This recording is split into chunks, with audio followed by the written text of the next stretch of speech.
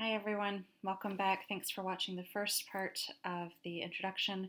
Now we'll start in with the second part of the introduction. Um, let's see. Let's make this bigger so that we can see it.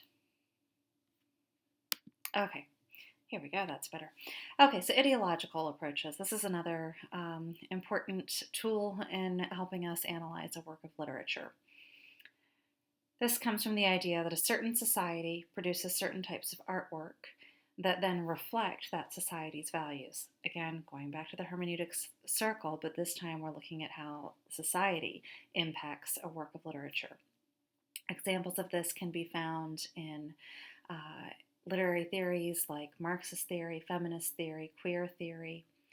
Marxist theory, for example, will focus in on questions of class, specifically the working class, the role of money, economic stability.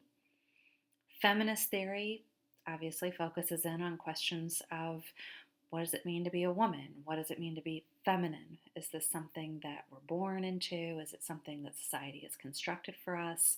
And how then is that translated into a work of literature? Queer theory is sort of an extension of the work that was done in feminist theory, and it looks at questions of, well, what if we know what it means to be a woman and feminine, what does it mean to be a man and masculine, and what happens if you're neither feminine nor masculine, or what if you switch, and how does that then work out in literature? So all of these ideologies wind up popping out in our works of literature. And so they're things that we can really key in on when we're studying a work of literature. Positivism is another way of approaching a work of literature. And here, a critic would focus on the external events that surround an author's works rather than on the psyche, the psychological makeup of the author. So, for example, what was going on in the world around him that created that author and made him or her into the person that he or she became. Positivism deals in things like natural phenomena that cause us to be who we are. So, for instance, if you're born into a certain social class, what does that mean for your future? What does that mean for the type of life you'll live, the type of job that you'll have, the number of children that you'll have? And so when we use positivism to talk about an author, we're talking about what their relationship is to reality. Things like fact-checking become really important. So if, for instance, we'll read this work, Germinal, which deals heavily in positivism, the author is making a case that people are the way they are because of their heredity. Heredity has made them this way.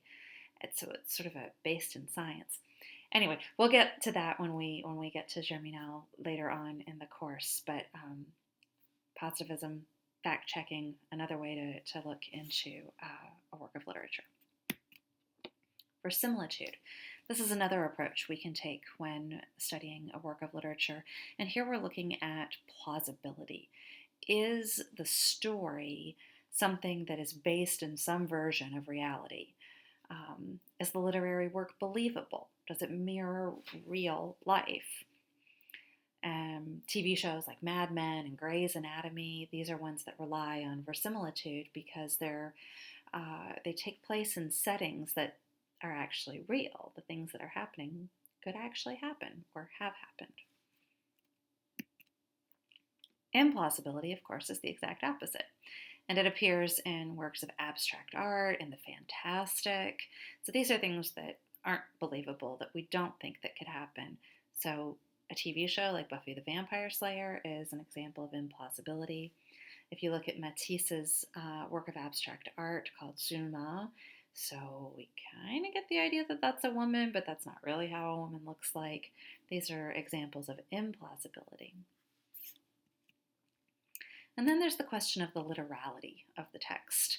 So does the artist have something to communicate to me directly, or is it irony? Is it satire? Is there a parody? Is there some sort of a message that's being conveyed?